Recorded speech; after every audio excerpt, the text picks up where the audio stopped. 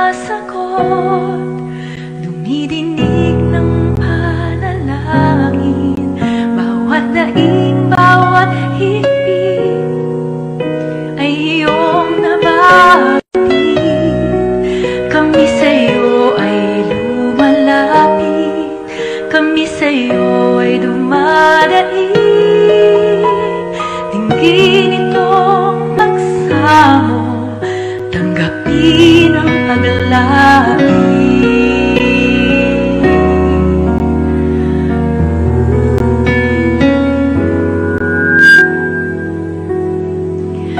Ikaw ay Diyos na sumasagot, dumidinig ng panalangin, bawat daig, bawat higpit ay iyong nababatid.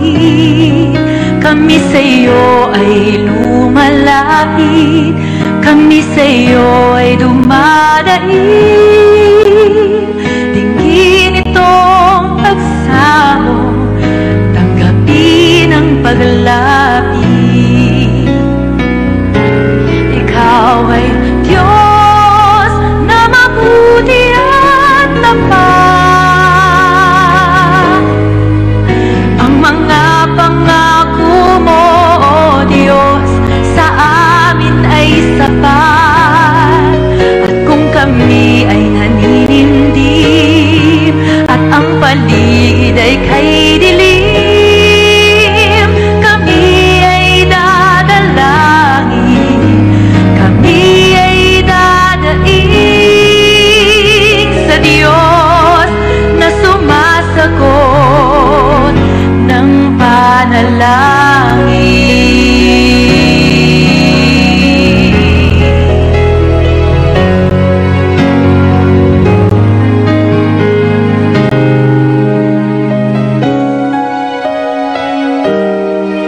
Kami sa'yo ay lumalapit, kami sa'yo ay dumadaig. Dinggin itong pagsamo, tanggapin ang paglapit. Ikaw ay Diyos na mabuti at tapat. Ang mga pangako mo, O Diyos, sa amin ay sapat. At kung kami ay naninimdim at ang paligid ay kay dilim, kami ay dadalangin, kami ay dadaig sa Diyos na sumasagot ng panalangin. Ikaw ay Diyos na mabuti at tapat. Ang mga pangako mo, O Diyos, sa amin ay sapat. At kung kami ay naninimdim at ang paligid ay kay dilim, kami ay dadalangin, kami ay dadaig sa Diyos na sumasagot ng panalangin.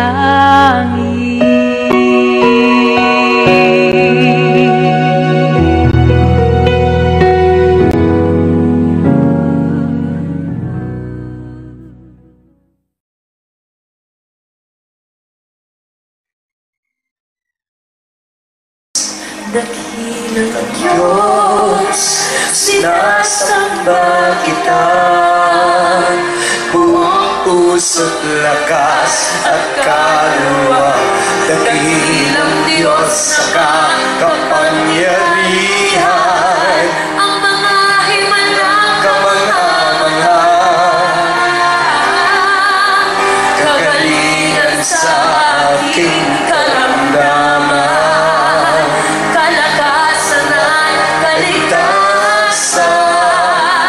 Dakila ka, purihin ka.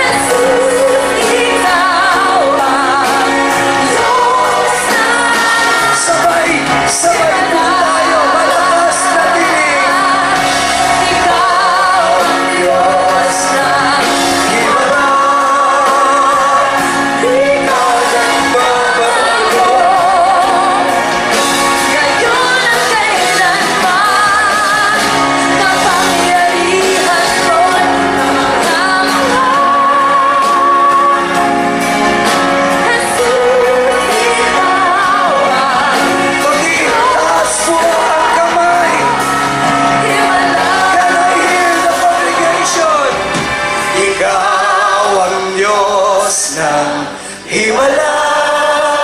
Pakisabi po.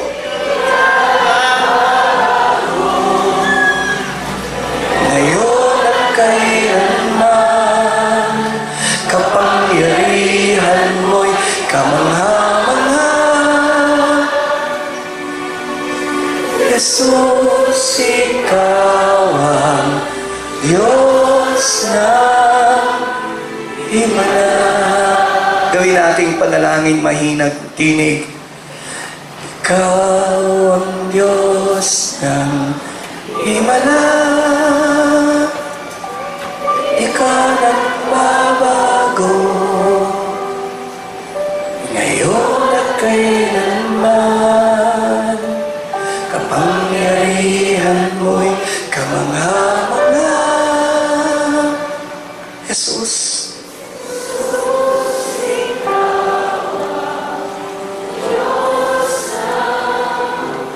imungo po tayong lahat.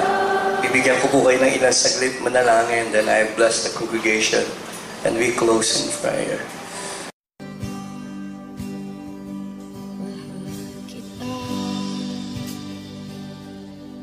Walang hanggan ang iyong biyaya, buong buhay hawak mo sa iyong kamay.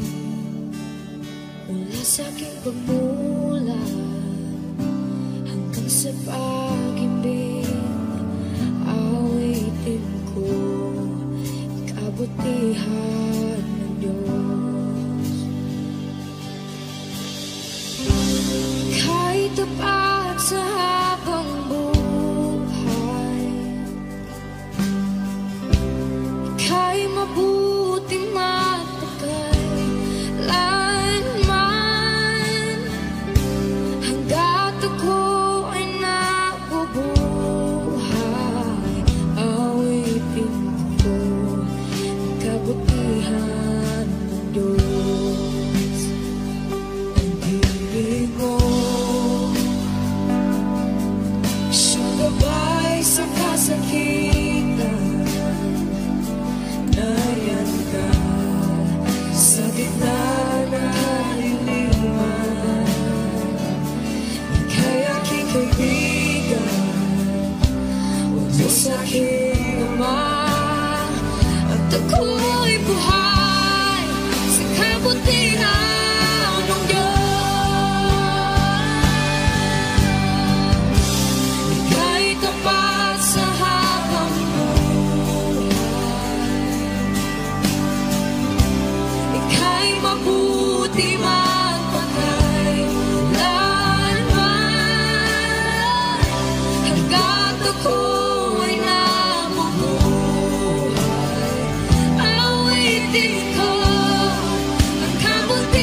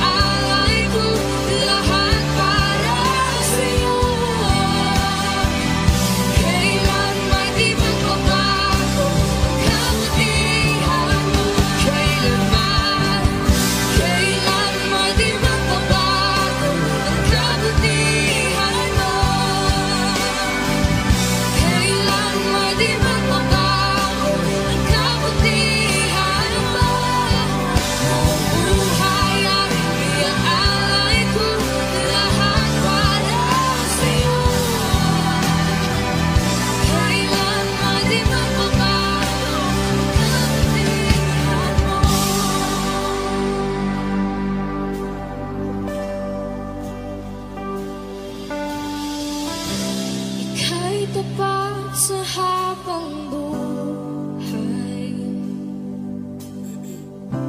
ika'y mabuti mapagkailanman, hanggat ako'y nabubuhay, awitin ko ang kabutihan mo.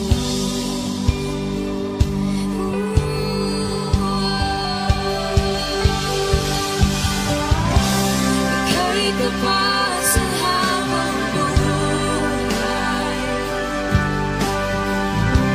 ika'y mabuti mapagkailanman, hanggat ako'y nabubuhay,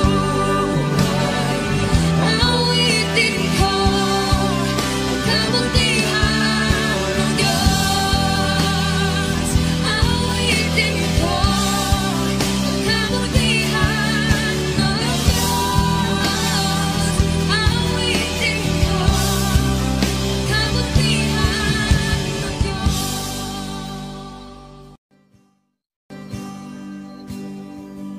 Mahal kita,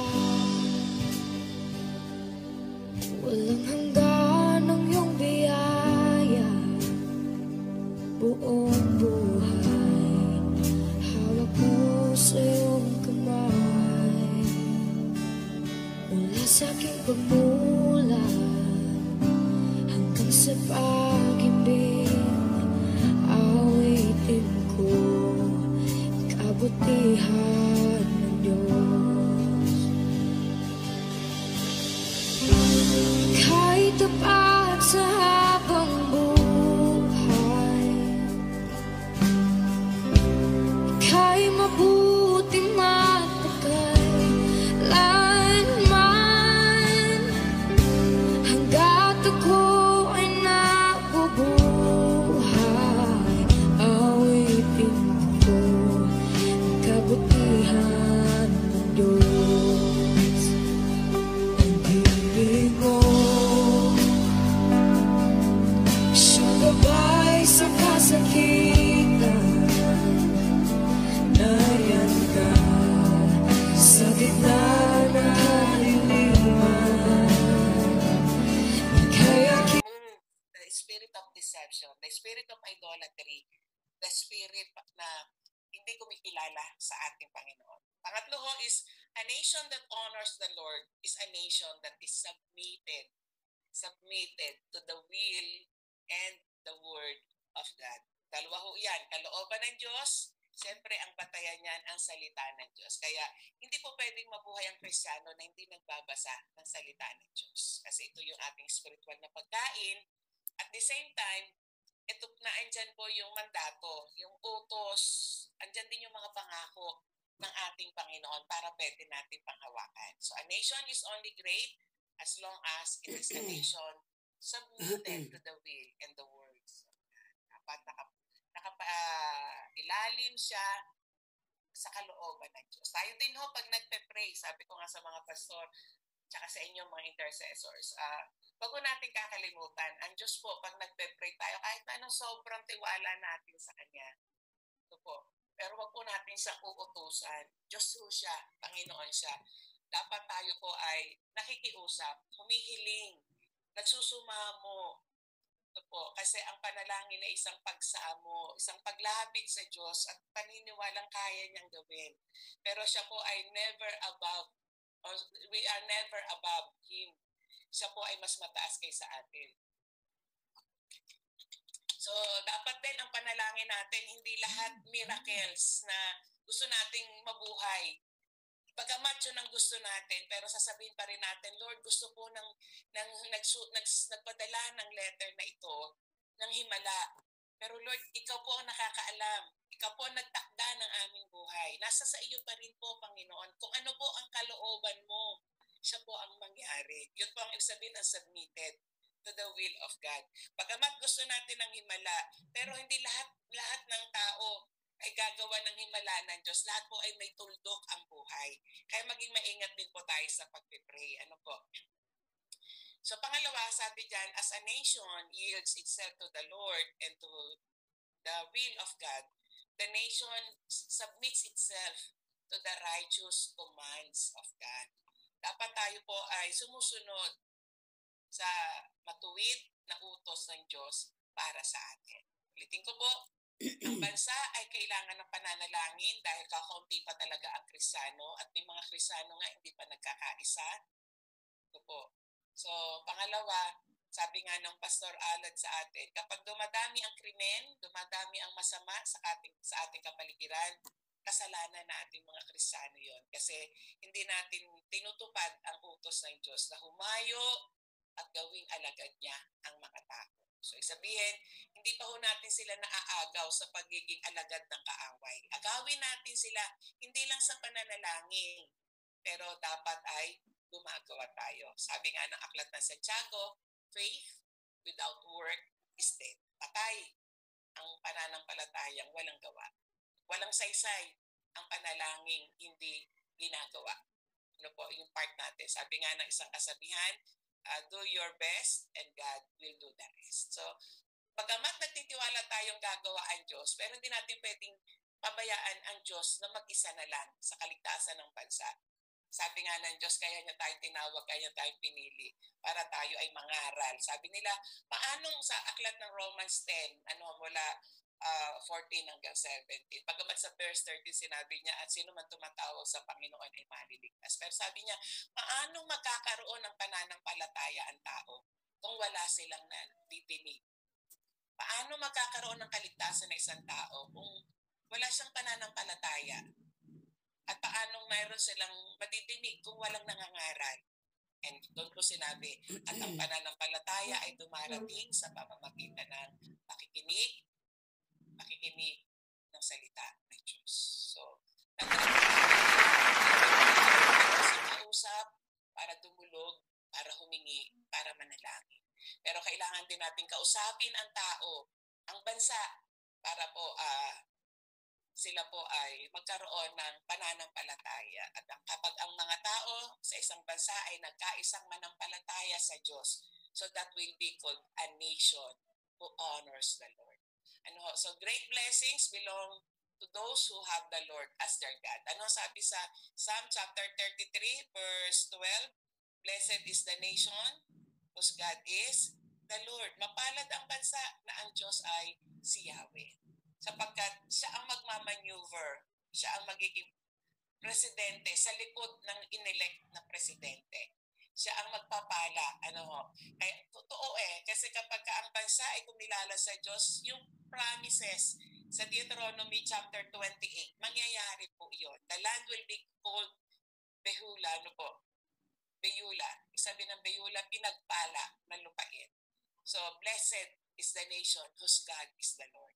Our scripture declares that a nation will be blessed when God is the Lord. Yung sinasabi ko kanina, tama si Brother Eddie, let us declare Jesus is Lord over the Philippines. Jesus is Lord over Luzon. Jesus is Lord over Cabuyao. Kahit sa Baclaran, kahit sa barangay, pwede ho natin sabihin niya. And when the nations acknowledge, honor, respect, obey, submit to God, they will experience God's abundant blessings. Sa Israel, ang ginagamit po nila dyan ay salitang shalom. Sa atin, alam natin, pag sinabing shalom, peace. Pero napakalawak po ng peace na yan. Ibig sabihin, kaya ka peaceful, kaya ka may peace, kasi wala kang sakit. Kasama ang healing sa shalom, sa blessings. Sila po kasi pag nagkasalubong, pag naghiwalay sa pagkikita, ang sinasabi natin dito sa Pilipinas, God bless you. Sila ho, shalom. Shalom. So, ang shalom kasama ang healing kasi may kapayapaan ka kasi wala kang sakit.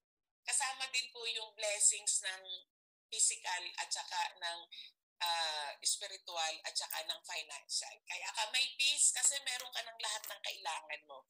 Meron kang damit sa iyong katawan, meron kang maayos sa tahanan para sa inyong tutulugan at pagpapahingahan. Meron kang salapi para ang lahat ng kailangan. Shalom. And this is what God wants to every nation. Kaya lang ang nation ay may choice. Sabi nga ni God kay Moses, you have the power to choose whether life or death, whether blessings or cursing.